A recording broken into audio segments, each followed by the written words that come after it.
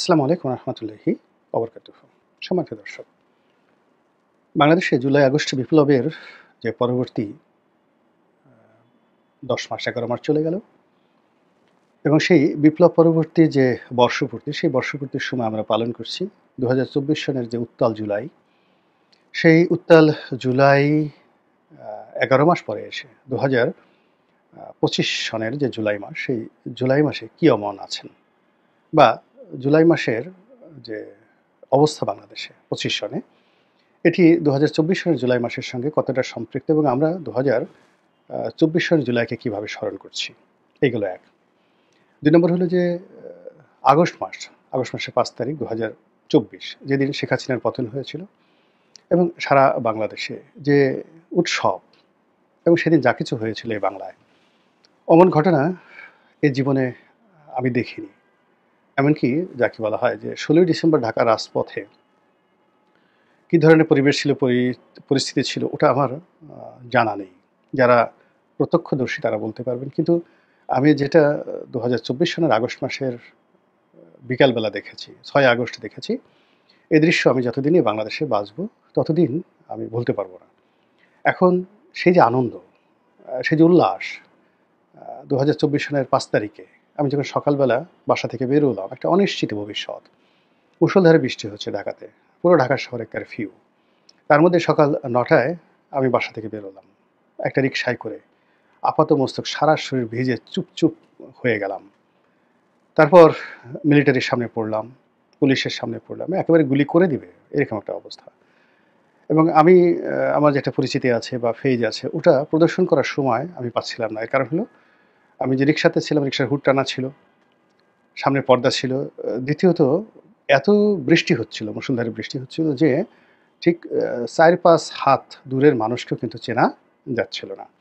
তো কাজেই সেই কারফিউ ভঙ্গ করে আমার রিকশাটি যে চলছিল এবং সেটাকে উপলক্ষ্য করে থামানোর জন্য বা সেটাকে ধরাশায়ী করার জন্য যেভাবে বন্দুকের নল উঠানো হচ্ছিল এবং যেভাবে বন্দুকধারীরা গালাগাল করছিল, ওই দৃশ্য আমি কখনো ভুলব না। আমার ভয় ছিল না, আতঙ্ক ছিল না, কিন্তু আমি এটা দেখেছিলাম যেটা আমার জন্মের পরে এই বাংলাদেশে আমি কখনো দেখিনি। তো সেইরকম ঝুঁকি নিয়ে আমার বাসা থেকে আমার অফিস পর্যন্ত প্রায় 3 ঘন্টা এদিক ওদিক বিভিন্ন গলি উপগলি ঘুরে তারপরে যখন আমি আমার অফিসে এলাম তখন দুপুর 12টা। তো দুপুর 12টা, এরপরে শেখ হাসিনার পতন হলো। আমি অফিসে বসে কাজ করলাম, ভিডিও বানালাম। ওই দিনের অনেকগুলো ভিডিও আছে। তারপরে রাত্রি 10টা 10:30টার সময় আমি বের হলাম আমার অফিস থেকে। গাড়ি ছিল না, একেবারে একাকী। রাস্তায় মানুষ উচ্ছ্বাস। আমার মনে হলো যে ইস! কেন আমি দুপুর 2টার সময় বেরোলাম না? কেন আমি 3টার সময় বেরোলাম না? আমি কেন 10টার সময় বের হলাম? আমাকে যারা চিনতেন, মানে মুহূর্তের মধ্যে সবাই চিনে গেলেন। পুরোটা পথ এই কেউ মাথায় করে নাচছে, কেউ ফুল দিচ্ছে, কেউ গণভবন থেকে আসার সময় জড়িয়ে ধরছে, কেউ একটা চুম্বন দিচ্ছে। মানে একটা অভূতপূর্ব দৃষ্টি। আমার কাছে মনে হলো যে আমি যদি ৩টার সময় ৪টার সময় সেই গণভবনের সামনে থাকতাম, রাজপথে থাকতাম, মানুষের ভালোবাসায় বাঁচতাম কিনা এটা নিয়ে আমার একটা সন্দেহ। আমি মরে যেতাম। এখন আমার কাছে মনে হচ্ছে যে মরে যাওয়াটাও আমার জন্য অনেক শান্তির ছিল। আমি কেন সেই আ বিপদের দিনে বের হলাম, কিন্তু সুখের সময় আমি কেন রাস্তায় বের হইনি? আমি আসলে ৬ তারিখও রাস্তায় বের হয়নি, ৫ তারিখও রাস্তায় বের হয়নি, ৮ তারিখও ক্যান্টনমেন্টে যাইনি, বঙ্গভবনেও যাইনি, গণভবনেও যাইনি। কোনো অনুষ্ঠানে যাইনি। আমি আমার মতো করে থেকেছি। এনিওয়ে সেটা ভিন্ন একটা প্রসঙ্গ। এখন যে আনন্দের আ অংশীদার আমি, উচ্ছ্বাসের ভাগীদার আমি। গত ১১টি মাস ধরে ধীরে, ধীরে আমার সেই উৎসাহ, আনন্দ বিষাদে পরিণত হয়ে গেছে আপনাদের অনেকের মতন করে। আমি যে স্বপ্ন দেখেছিলাম, যে আশা করেছিলাম, আ সেই আশা এবং স্বপ্ন পুরোটাই রিভার্স হয়ে গেছে। সেই স্বপ্ন যে শেখ হাসিনার ফ্যাসিবাদের পরিবর্তে একটি নতুন গণতান্ত্রিক বিধি ব্যবস্থা আসবে।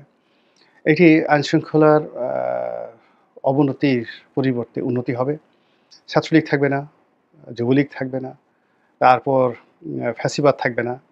শুধু গণতন্ত্র থাকবে, মানুষের প্রেম থাকবে, ভালোবাসা থাকবে, হাসি থাকবে, উচ্ছ্বাস থাকবে, ব্যবসা-বাণিজ্য সবকিছুই থাকবে। এবং আমি 2019 সনে সিদ্ধান্ত নিয়েছিলাম যে শেখ হাসিনার পতনের পর আর সক্রিয় রাজনীতিতে জড়াবো না। অর্থাৎ ইলেকশন-টিলেকশন এগুলো আর করব না। তো এই বিষয়টা নিয়ে জনাব তারেক রহমান সাহেবের সঙ্গে আমার বেশ খোলামেলা আলোচনা হয়েছে এবং উনি খুব আশ্চর্য হয়ে গেলেন যে, "রনি ভাই, তাহলে আপনি এলেন কেন?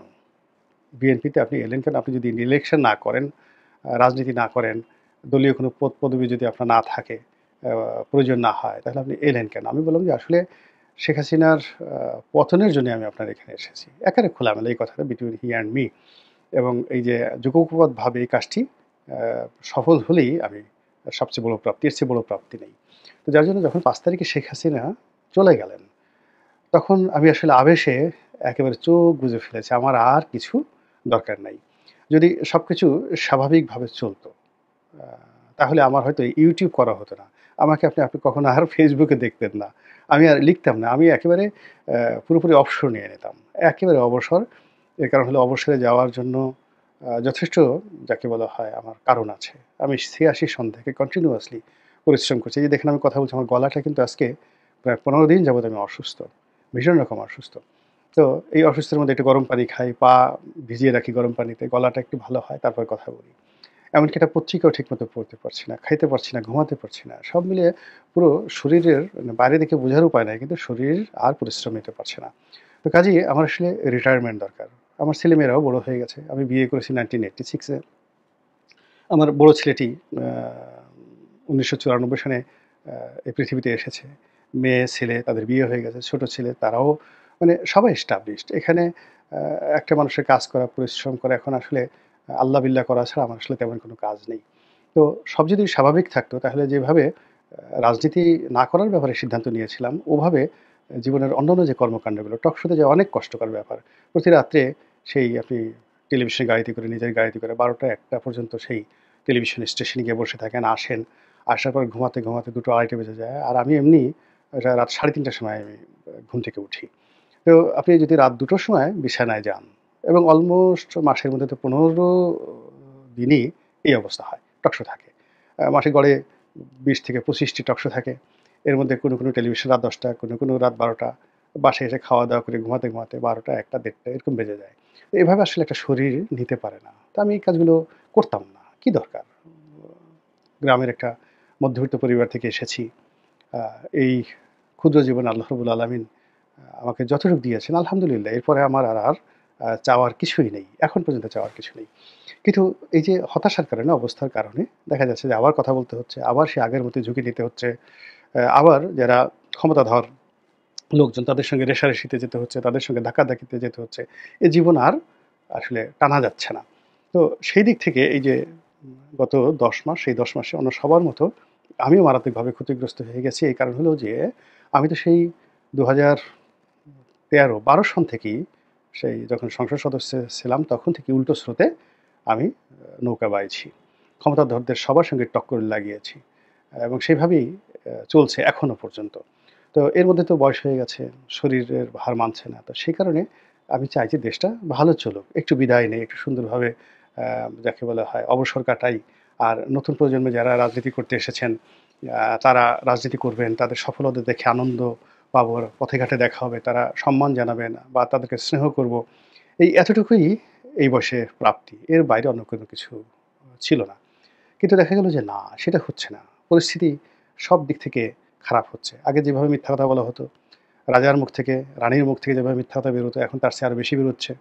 আগে পথে ঘাটে মানুষের যে অনিশ্চয়তা ছিল, তার চেয়ে আরো বেশি অনিশ্চয়তা হচ্ছে। আগে যেভাবে আতঙ্ক ছিল জাতীয় জীবনে, সেই আতঙ্ক বেড়ে যাচ্ছে। আন্তর্জাতিক অঙ্গনে যে সকল সমস্যা, তার চেয়ে অনেক বেশি সমস্যা এখন আমাদের চারিদিকে ঘুরপাক খাচ্ছে। বলেন তো ঘুমাবেন কি করে? আপনি বলেন কি করে আপনি সুস্থ থাকবেন? যদি ন্যূনতম বিবেক থাকে, বোধ থাকে, দেশপ্রেম থাকে, তাহলে তো আসলে ঘুম হওয়ার কথা না। ফলে আমারও হচ্ছে না। এবং এই অবস্থার মধ্যে আবার একটার পর একটা গুজব ছড়িয়ে পড়ছে। এই যে জুলাই এবং আগস্ট, এই আগস্টকে কেন্দ্র করে নরমালি যেটা হতে পারত সেটা হলো আমরা এই সময়টিকে আনন্দ দ্বারা, কৃতজ্ঞতা দ্বারা আমরা বরণ করে নিতাম। আল্লাহকে কৃতজ্ঞতা জানাতাম। মানুষ যারা অংশগ্রহণ করেছে তাদেরকে কৃতজ্ঞতা জানাতাম। গান, কবিতা দ্বারা আমরা বরণ করে নিতাম। উৎসবের একটা আমেজ থাকতো জুলাই এবং আগস্ট জুড়ে। কিন্তু সেটা হচ্ছে না। সেটার পরিবর্তে রাজনীতির অনিশ্চয়তা, গত বছর যেটা ছিল সহিংসতা, এটা অনিশ্চয়তাতে চলে আসছে। গত বছর যেটা ছিল পরস্পরের প্রতি অবিশ্বাস, এখন সেটা সন্দেহতে পরিণত হয়েছে। গত বছর যেটা যাকে বলা হয় প্রতিপক্ষকে পরাজিত করার যে একটা মনোবৃত্তি ছিল, এবছর সেটা প্রতিপক্ষকে ঘায়াল করার মনোবৃত্তি চলে এসেছে। এবং এখানে গত বছরে যে পক্ষগুলো ছিল তার চেয়ে আরো বহু পক্ষ এই বর্তমানে জড়িয়ে পড়েছে। এবং এরই প্রেক্ষিতে নানাজনে নানা রকম, বিশেষ করে সোশ্যাল মিডিয়াতে যে সকল আতঙ্ক ভীতি ছড়িয়ে দেওয়া হচ্ছে, যা আমাদের এই জাতির জন্য কল্যাণকর নয়। যেমন বলা হচ্ছে যে এই ২০২৫ সনের আগস্ট মাসের ৫ তারিখে কেয়ামত হয়ে যাবে বাংলাদেশে। কি কেয়ামত হবে? আমরা এখন পর্যন্ত বলতে পারছি না কি কেয়ামত হবে। তবে যে বিষয়গুলো আমরা আতঙ্ক সহকারে অনুভব করতে পারি সেটা হলো, যারা এই বিপ্লবের সুবিধাভোগী, যারা এই বিপ্লবের যারা নিজেদেরকে উম বিপ্লবের অগ্রগামী সেনানায়ক মনে করেন। আচ্ছা, আপনারা বলেন তো যে পৃথিবীর এমন কোনো যুদ্ধ আছে যে যুদ্ধে সেনাপতি বিদেশে থেকে যুদ্ধের নেতৃত্ব দিয়েছেন? এটা হয়নি। যুদ্ধের সেনাপতিকে যুদ্ধের ময়দানে থাকতে হয়। তো এক্ষেত্রে জুলাই আগস্টে যারা বিপ্লবী, যারা বিজয়ী, তারা সবাই বাংলাদেশে ছিলেন এবং এখন পর্যন্ত যারা বাংলাদেশে আছেন তারাই এটার নেতৃত্ব দিবেন, এটাই স্বাভাবিক। কিন্তু দুর্ভাগ্যজনক হলেও সত্যি যে প্রচলিত রাজনৈতিক দল, আ তাদের বড়, বড় রাজনৈতিক দলের যে নেতৃত্ব তারা এখন বিদেশে। আওয়ামী লীগের সবাই বিদেশে পলাতক। তারপরে বিএনপির তারেক রহমান সাহেব বিদেশে, তার স্ত্রী, পরিবার, পরিজন তারাও সবাই বিদেশে। অথচ মূল নেতৃত্বটা লন্ডন থেকে কিন্তু আ পরিচালিত হচ্ছে। ফলে লন্ডন থেকে যখন ইথারে কোনো একটি কমান্ড আসে, সেটা স্কাইপের মাধ্যমে আসুক, টেলিফোনে আসুক, যেভাবে আসুক, এটা যার কানে আসে ওটার সে কার্যকারিতা ওভাবে থাকে না। নেতা নিজে মাঠে উপস্থিত থেকে যদি কোনো একটা কাজকর্ম করতেন, সেটা অনেক সুবিধা হতো। অন্যদিকে বিপ্লবের যারা হর্তাকর্তা, এই মুহূর্তে হর্তাকর্তা, তারা যদি বিপ্লবটা তাদের নিজস্ব মস্তিষ্ক প্রসূত হতো এবং নিজেদের যোগ্যতা, প্রজ্ঞা, মেধা অনুযায়ী যদি তারা সফল হতেন, তাহলে আজকে বিপ্লবের এই অবস্থা হতো না। বিপ্লবের মধ্যে অনেক গুণ ছিল, বিপ্লবের মধ্যে অনেক হাত ছিল, অনেক দেশি এবং বিদেশি অজ্ঞাত শক্তি এই বিপ্লবের সঙ্গে জড়িত ছিল। এখন প্রায় সব পক্ষ এই বিপ্লবের ক্রেডিট নেওয়ার জন্য টানাটানি করছে। কেউ এটার সঙ্গে ডিপ স্টেট, আমেরিকার যে ডিপ স্টেট পলিসি, সেটার যাকে বলা হয় প্রভাব খুঁজে বেড়াচ্ছে। কেউ এটার সঙ্গে সিআইএ এর প্রভাব খুঁজে বেড়াচ্ছে, কেউ এটার সঙ্গে রয়ের প্রভাব খুঁজে বেড়াচ্ছে, কেউ মোসাদের প্রভাব খুঁজে বেড়াচ্ছে, কেউ চীনের প্রভাব খুঁজে বেড়াচ্ছে, কেউ ইউটিউবার যারা বিদেশে বসে ইউটিউব করে তাদের প্রভাব খুঁজে বেড়াচ্ছে। কেউ বলছে যে, "না, আমি তো ফেসবুকের মাধ্যমে বিপ্লব ঘটিয়ে দিয়েছি।" কেউ বলছে, "আমরা ইউটিউবের মধ্যে সব ঘটিয়ে দিয়েছি। আমি যদি ইউটিউবের কথা না বলতাম, এটা কি হতো?" কেউ হয়তো বলছেন যে, "I am the first man", যে এই ফেসবুকের যে প্রোফাইল, এটা আমি লাল করে দিয়েছি এবং এই লাল করে দেওয়ার কারণেই যে বিপ্লবটা শুরু হয়েছে, রক্তাক্ত বিপ্লবটা শুরু হয়েছে। আমি যদি লাল না করতাম এটা হতো? এই সকল বিষয়াদি নিয়ে তর্ক এবং বিতর্ক এবং ক্ষেত্র বিশেষে একে অপরের সঙ্গে যে শত্রুতা এতটা প্রবল পর্যায়ে পৌঁছে গেছে যে বিপ্লবের নীতি, আদর্শ, লক্ষ্য এবং উদ্দেশ্য সবকিছু এলোমেলো হয়ে গেছে। এবং তারই প্রেক্ষিতে সেই ২০২৪ সনে যে করণীয়গুলো ছিল বিপ্লবীদের, সেই করণীয়গুলো তারা করতে পারেনি। আ যেহেতু কোনোটাই স্বয়ংসম্পূর্ণ ছিল না। আ কেউ বুদ্ধি দিয়েছেন একজনে, কাজ করেছেন একজনে, টাকা দিয়েছে একজনে, রসদ দিয়েছেন একজনে। যদি এখানে অন্য কোনো লজিস্টিক সাপোর্ট থাকে সেটা দিয়েছেন একজনে। তো এই সবগুলো একত্র করে একটা পলিসি নেওয়ার মতো পরিবেশ পরিস্থিতি ২০২৪ সনের মধ্যে হয়নি। ২০২৫ সনে এসে দেখা গেল যে অনেক ভুল হয়ে গেছে, কিন্তু সেই ভুলগুলো শুধরানোর মতো পরিবেশ পরিস্থিতি হলো না। কেউ বলল বিপ্লবী সরকার, কেউ বলল শাহাবুদ্দিন সুপ্পুকে বঙ্গভবন থেকে তাড়াতে হবে। কেউ বলল ডক্টর মোহাম্মদ ইউনূসকে প্রেসিডেন্ট বানাতে হবে। কেউ বলল যে প্রেসিডেন্সিয়াল ফর্ম অফ গভর্নমেন্টে যেতে হবে। কেউ বলল সংবিধান ছুঁড়ে ফেলে দিতে হবে, ইত্যাদি নানা রকম কথাবার্তা ২০২৫ সন থেকে যে শুরু হলো, যেটি এটি গত কয়েক মাসে প্রবল থেকে প্রবল আকার ধারণ করেছে এবং পুরো শাসন ব্যবস্থা, রাষ্ট্রযন্ত্র থেকে শুরু করে এখন যারা বিপ্লবী রয়েছেন তারা এবং একই সঙ্গে ডক্টর মোহাম্মদ ইউনূসের যে উপদেষ্টা মণ্ডলী, সবাই বিপদ এবং বিপত্তির মধ্যে পড়েছেন এবং এরই মধ্যে আবার ২০২৫ সনে জুলাই মাস এসে গেল। আবার জুলাই মাসের পরে আগস্ট মাস আসবে। এখন কি হবে আগস্ট মাসে? যারা বিপ্লবের বিভিন্ন সময় কণ্ঠ দিয়েছেন বিপ্লবে, যারা বিপ্লবে বিভিন্ন সময় বাণী দিয়েছেন এবং দূর দেশ থেকে যারা বিপ্লবে প্রেরণা দিয়েছেন, তারা এই সময়ের মধ্যে বলতে চাচ্ছেন যে আগস্ট মাসের ৫ তারিখে তারা এমন কিছু ঘটাবেন, যেটা বাংলাদেশ কল্পনাও করতে পারে না বা আওয়ামী লীগ স্বপ্নেও কল্পনা করতে পারে না। তা আমরা আসলেই কল্পনা করতে চাই না। আমরা যেইগুলো ভাবতে পারি সেটা হলো যে, অতীতে আমরা দেখেছি ৩২ নম্বর ভাঙা হয়েছে। অতীতে আমরা দেখেছি সুধা সদন ভাঙা হয়েছে, অনেক মব তৈরি করা হয়েছে। এখন সেক্ষেত্রে তারা অতীতে বঙ্গভবন দখল করার চেষ্টা করেছে। শাহাবুদ্দিন চুপ্পুকে সেখান থেকে বের করার চেষ্টা করেছে। কিন্তু এটা বিএনপি এবং সেনাবাহিনীর অ্যাক্টিভ পার্টিসিপেশন এর কারণে এটা হয়নি। এখন আগস্ট মাসের ৫ তারিখকে টার্গেট করে যদি আবার শাহাবুদ্দিন চুপ্পু সাহেবকে সরিয়ে দেওয়ার চেষ্টা করা হয়, এটা একটা হতে পারে। আবার দেখা গেল যে একটা বিপ্লবী সরকার যেভাবে দেশের কিছু যাকে বলা হয় বিপ্লবের পক্ষের বুদ্ধিজীবী, তারা বিপ্লবী সরকারের যে বুদ্ধি দিচ্ছে, সেই বুদ্ধিতে দীপ্ত হয়ে বা উদ্দীপ্ত হয়ে যদি ডক্টর মোহাম্মদ ইউনূস উনি তার দলবল সহকারে শহীদ মিনারে যান, সেখানে গিয়ে একটি বিপ্লবী সরকারের জন্য তিনি শপথ গ্রহণ করেন এবং সেখানে নতুন জাতীয় সংগীত পাঠ করা হয়, নতুন সংবিধান ঘোষণাপত্র সেখানে দেওয়া হয়, বা জুলাই আগস্ট চার্টারের যে কথা বলা হচ্ছে সেগুলো হয়। এই জিনিসগুলো হতে পারে, এই জিনিসগুলো হতে পারে এবং এগুলো নিয়ে সরকার চেষ্টা করতে পারে। এটা আমরা কল্পনা করতে পারি। কিন্তু অ্যাজ এ ইন পারসন যদি ব্যক্তিগতভাবে আমাকে জিজ্ঞাসা করেন একজন সাধারণ নাগরিক হিসেবে, আমার কাছে মনে হচ্ছে যে এর কোনো কিছুই হবে না। এর কোনো কিছুই হবে না। ডক্টর মোহাম্মদ ইউনূসের যে বিখ্যাত ৩-০ থিওরি রয়েছে, ৩-০ যে আ উপমা বা মতবাদ, যেখান থেকে তিনি বিশ্বকে একেবারে দারিদ্র্যমুক্ত করে ফেলবেন। তো এরকম আমার কাছে মনে হচ্ছে ৫ই আগস্টকে কেন্দ্র করে যে বড়, বড় পরিকল্পনা করা হচ্ছে, এই বড়, বড় কল্পনাগুলো আ ৩টি শূন্যতে এসে, জিরোতে এসে এটি যাকে বলা হয় উম একটা সমীকরণ তৈরি করবে। তো ৩টি ডিম পাশাপাশি রাখলে কেমন দেখায়? একটি ডিমের উপরে একটা ডিম রাখলে কেমন দেখায়? খাড়া করে রাখলে কেমন দেখায়? চিৎ করে রাখলে কেমন দেখায়? ঐরকম ৩টি শূন্যর বিভিন্ন অ্যাঙ্গেলে, জ্যামিতিক অ্যাঙ্গেলে তাদের যে অবস্থান, এটি নিয়ে আপনি কল্পনা করতে পারেন। এর বাইরে আমার কাছে মনে হচ্ছে না যে ২০২৫ সালে আগস্ট মাসে ঐরকম অপ্রীতিকর কোনো একটা ঘটনা বাংলাদেশে ঘটতে পারে। আমার তার চেয়ে বরং মনে হয় আমাদের যে প্রচলিত সমস্যা, এইটা দুর্যোগের মাস। এই যে আমি আজকে যে ভিডিওটি করছি, বাংলাদেশের দক্ষিণ অঞ্চলে মুষলধারে বৃষ্টি হচ্ছে। এমনি মানুষের অভাব অভিযোগ। তার মধ্যে এই বৃষ্টিতে কত ঘরবাড়ি, কাঁচা ঘরবাড়ি নষ্ট হয়েছে। মানুষ কাজকর্ম করার জন্য ঘর থেকে বেরোতে পারছে না। ঢাকার আবহাওয়া ভালো না। এর মধ্যে জাতিসংঘের মানবাধিকার কমিশনের একটা অফিস ঢাকাতে দিয়েছে। এটা নিয়ে ভীষণ রকম সমস্যা হচ্ছে। তারপরে মার্কিন যুক্তরাষ্ট্র শুল্ক কমায়নি। তারা ৩৫% শুল্ক আরোপ করেছে বাংলাদেশের যে সকল পণ্য বাংলাদেশ থেকে যাবে, রপ্তানি পণ্য। সেগুলোর উপরে এটা নিয়ে খুব সমস্যার মধ্যে আছে। বিএনপি রাজনীতি নির্বাচন নিয়ে সমস্যার মধ্যে আছে। তারেক জিয়া আসবে কি আসবে না? সবাই ধারণা করেছিল যে আ আগস্ট মাসের ৫ তারিখে যে বিশাল সমাবেশ বিএনপি করবে, সেই সমাবেশের উদ্বোধন করবেন তারেক রহমান সাহেব। আসলে তিনি আগস্ট মাসের ৫ তারিখে আসবেন কিনা? এটা নিয়ে বিএনপি ভীষণ সমস্যার মধ্যে আছে। কারণ হলো বিএনপির নেতাকর্মীরা আ অশান্ত হয়ে পড়েছেন। তারা নেতাকে দেখতে চাচ্ছেন। তাদেরকে সান্ত্বনা জানানোর জন্য বিএনপির শীর্ষ নেতারা প্রায় সবাই বলছেন তারেক রহমান আসবেন, আসবেন, আসছেন।